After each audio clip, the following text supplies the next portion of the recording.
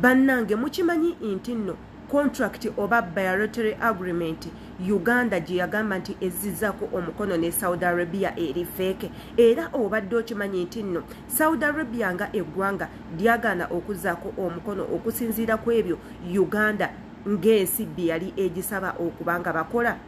Katusuubire nti nno amawulire ganeeno si matuufu lwa nsonga gali all over social media wano obutambi wengenda obukuteerawo nga gwe nkuba kyeyo okakase ebyogerwa bituufu oba bifu. Tujjukire nti emabegakaawo Honorable Inserko Muhammad yatuula mu Parliament n'asaba Parliament bammemba abakwasaganya ensonga z'abankuba kyeyo babeerenga bajjayo contract eyo gye bagamba nti nno bazzaako omukono n'eggwanga lya Saudi Arabia era n'asaba n'abagamba bagikomyewo bagisomere abantu bamanye amateeka amatuufu kyekyasayiningibwa n'ekitannaba kubanga kisayiningibwa era mu ekyo n'abakaka n'abagamba twagala n'okumanya sente entuufu abaana abakola e Bulaaya ze bafuna ngamba abakola mu biyumba era bw'atyo n'abagamba nti nno ne sente ze mwagala okubasaba eza NSSF temuziyisa mu tteeka era etteeka lino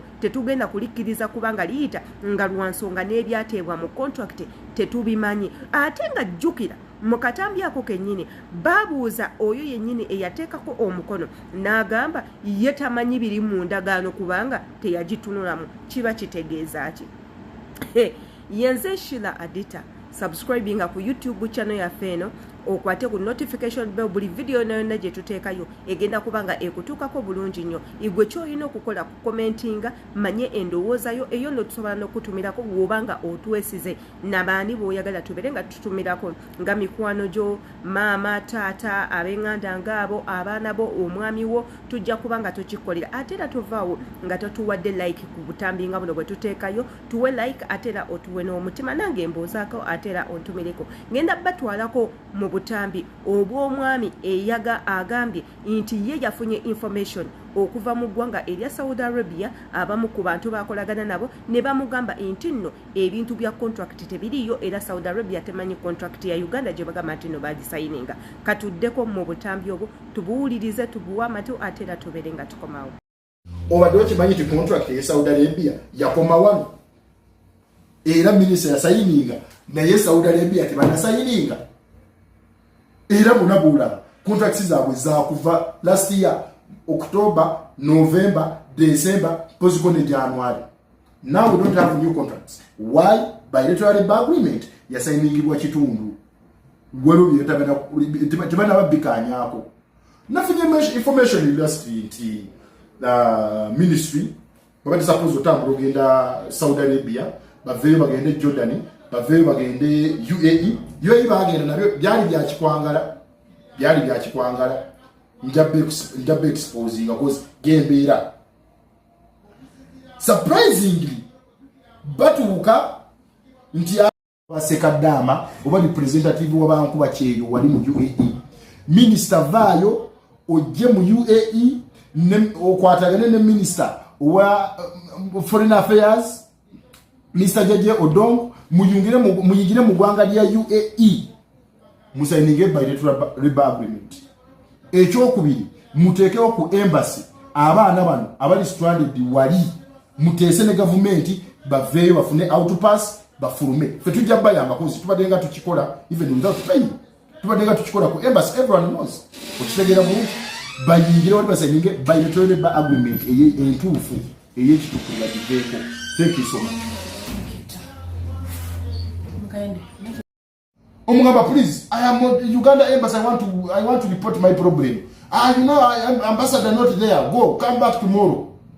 So, twagalira data system bagirongo sene ku embassy security abeerayo abeerenga mu Uganda ng'asobola okuntegeera. Yes, tuina abaana wana bavano batamanyi na luzungu.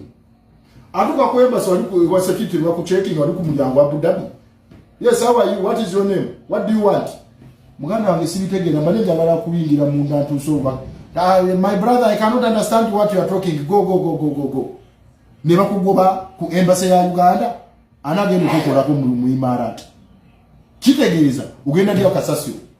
Bebano bebakwata bakireresi n'atula mukomera. Nze wewe nali mukomera. bizibu byange bya check nasaba kansuubire nga gwe nkuba kyeyo obutambi obwo tebukoze bubi wobanga obuwuliriza bulungi. Nze nga adita sigenda commentinga ku kino kintu, sigenda kugamba nti oba mawulire matuufu oba mawulire gafu, ekyo sigenda kukyogerako. Ebintu byaffe ebya Uganda mubimanyi, sigenda kukyogerako kuba nange amazima amatuufu sigamanyi era nange imbaleetedde ebyo bitambula. Wabula bwe bibeera nga bituufu nga tebaateekako mukono, awo tumanyirawo nti no omukulembeze waffe munnange yagaana ebintu by'okumunyigira mu katogo, n'agaana ebintu by'otuvulungavulunga bwe kibanga kituufu. Ate era bwe kibanga si kituufu munnange era nange ekyokukola sikiina, wabula ng'ate wano wennyini neeyongera okubajjukiza nti oba subscribinze obutambi buneeno bugenda kuba nga bukutuukako bulungi, wabula gwe ate subscribinga ogenda kuba era nga tobufuna. Mu katambi kano kennyini waliwo ebigenda mu maaso naddala kumwe abaana ab'obuwala bankuba kyeyo abalekayo abaana bammwe e Uganda. Njagala okubategeeza bakwano era nga mbasaba mufunayo obudde, era kino ekibuuzo kankibabuuze bulungi, mufunayo obudde ne mubuuzaako ku baana bammwe, ne mufunako obudde n'abaana bammwe ne mwogerako nabo, ne mubabuuza ku bintu ebibanyiga nga temuliiwo. Ofunako obudde n'obuuzaako omwana wo, jjajja akuyisa bulungi, maama gwe nakulekera akuyisa bulungi, taata omulabako, taata biki byakola nga siriiwo. Abaana mubaleke bakole olugambo we mutali. Jjukira omwana ono wamuleka mu ngalo za muntu mulala, abantu bakyuka babaako ne bebatubalako, bwe baba tebasobola kubifuna nga bafuuka ensolo. Olumu babaako ne bebatubalako nga baagala kutulinnyirako bulinnyizi nga bakozesa chance eyo gye twabateera ku mmeeza. Ekindeeseza akatambi bwe kati era okwogera ku nsonga bwe ziti ye muganda waffe eyagenda okuva ku kyeyo n'akomawo ng'omwana we bamusse, nga kojja yeegatta n'abantu ab'enjawulo ne batta omwana we ne bamukwata ne bamuziika mu nkola ennyangu nga baamusaddaaka nga nnyini mwana tamanyi. Ate nga bino muzzenga mu biraba, nzijukira nabaterayoko akatambi akamuganda waffe omwana omuwala eyakola emyaka 4 mu Saudi Arabia, yagenda okudda e Uganda ng'abaana be bonna bana nga we yabalekera jjajjaawe, abaana abo bonna nga bafu.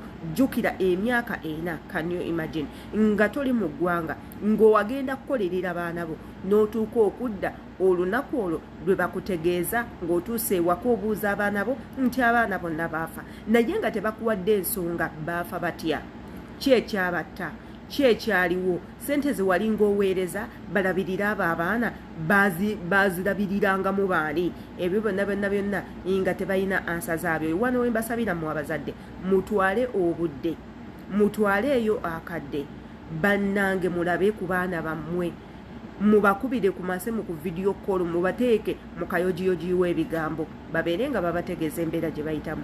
Katugendeko mu katambi kaneeno nako tukawulirize ate era tubeere nga tukomawo. Naira mumpe bifana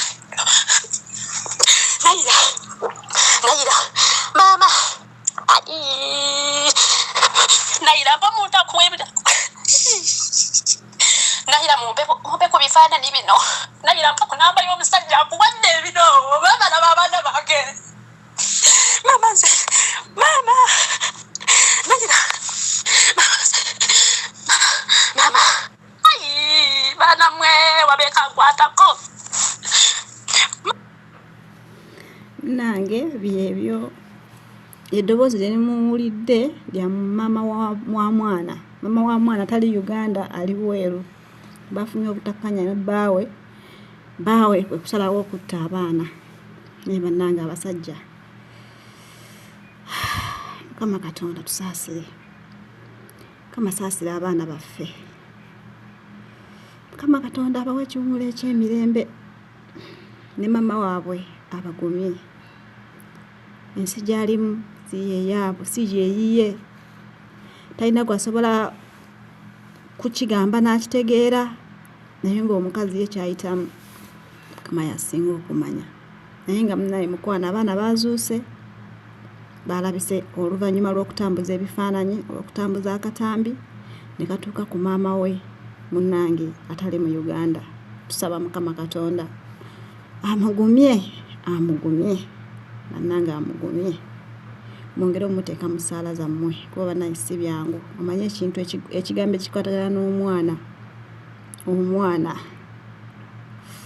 amuliko baba nga tanzikiriza nga temunzikiriza naye laba sitaani kyakukoze laba kyakukoze byonna byakutuula mu mutu bisembyeyo biswaza ggwe byonna bye mwakolanga bikuswazizza bibaswazizza Katonda alaze amazima nti siina buzibu wadde mumpise emisaawa yammwe esembayo naye wakola bubi nnyo mwannyinaze bambi siwe kyandibadde bwe kityo nze nkutunuulira n'ekutya n'okutya bw'obanga wasobola ositula omulambo distance eno ne mugusitula ne muguleete kati kambuze bw'okutuuka okuziika eno mwali mwaziikayoko omuntu omulala tewaaliwo omulala yena kati gweno kana akafaani akababaliza saawa ezo because omwana bw'ozuukuka ku makya n'osanga ng'afudde gwe kyakugira ddi mu bwongo nti omuvuga distance eno yonna yonna okumuleeta eno nga gyoba omuziika nali nyina okumuziika olw'ensonga nga saagala abantu bamanyi anti eno wamanyayo otya saawa ezo kyakugira kitya mu bwongo because omuntu bw'ofuna ekizibu ogamba ye munange akafo kange kali kentera okuwummuliramu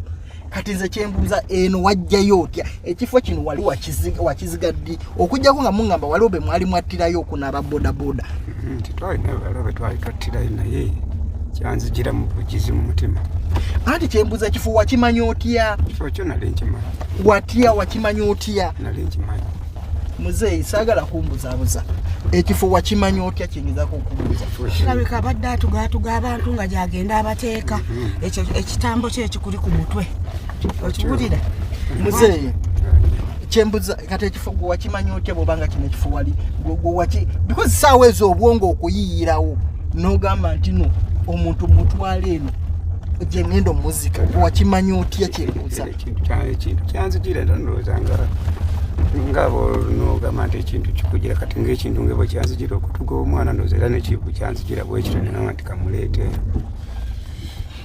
omwana wange n'oyo neewala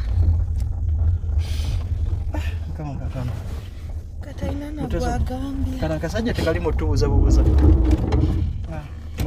motoka alidde n'okulaaga sooka oddeko emabega dako emabega akana akasajja obaka muzeeyi oba otuleese eno tubuuza bubuuza kirabika eno badde bakolerayo ebikolobero bingi nsabire eno muteesa okola eno saidi yange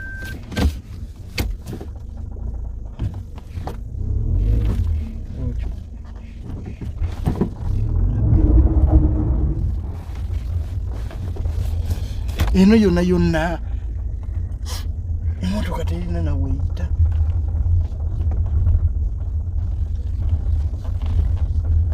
ekitegeeza mubadde mukolerayo ebikolobero eno muzeeyi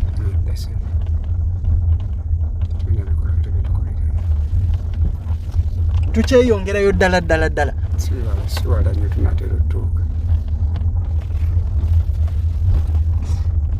kati okujja eno wajja ne babodaboda emu gwe wali oweesa omulambo mukwano gwange yali aguvuga anti kati gwe wali otudde ku boda ndala omulambo mwali mugusibye gwokka nga kitereke gusibye nga kitereke nze nentuula ku pikipiki yange boda yambuga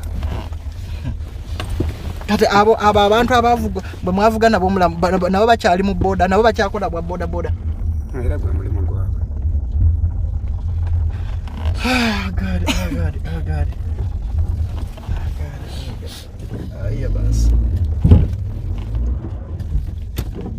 nze temugamba nti nno sibabiddeko, of course mbabiddeko naddala mmwe abazadde. Ng'oyagala okukuuma omwana wo mu mbeera ennungi osobola omukuuma nga n'okubaawo nga toliiwo nga gwe kennyini weeteereddeko enkesi. Abaana bano eno zibeera malayika, omwana ekigambo ky'ayogera kibeera kituufu. Togambanga nti omwana alimba naddala nga muto nga tanatuuka myaka gya kulimba. Mubuuze biki ebigenda mu maaso w'essiri omwana oyo akunnyonnyole. Buli lw'okubanga essimu omwana oyo n'ogamba nti mumumpeeko njogereko naye ku ssimu mugambe sooka oveewokko ewali jjajja nina akaama ke njagala okukuba.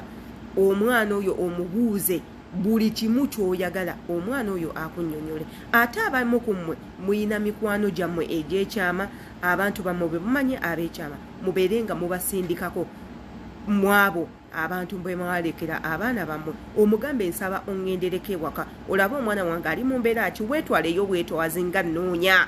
Okitegeera, obuuze omwana oyo biki ebigenda mu maaso omale obiŋŋambe. Y'engeri yokka gye mugenda otaasaamu amabujje gano. Ate era mubalaba waliwo n'omwana omuto omulenzi, maama we ali ku kyeyo, stepmother we yamukkako n'akubakubanga omwana n'amwokya n'amugongobaza emikono gyonna, naye nga maama we ali mu ggwanga abonaabona lwa mwana we. Kumbe ekikolebwa omwana we ewaka waatali. Munnange ate era nga kika. Bannange bakazi bannange, mufeeyo nnyo eri abaana bammwe, musuule enkesi ku baana bammwe, mulondoole abaana bammwe yadde ng'ewaka temuliiyo. Okwetaasa bino byonna, can you imagine oyo baamuttira omwana naye ng'abantu abaamutta baamu nnyumba ye, bantu be, bazadde be abamumanyi obulungi be baamukola ekikolwa ng'ekyo. Okyogerako ki? Akatambi kankakulekere akigenda kuba erigwe. Commenting nga mmanye endowooza yo. Yenze Sheila Adita, imbagala nnyo. See you in my next video.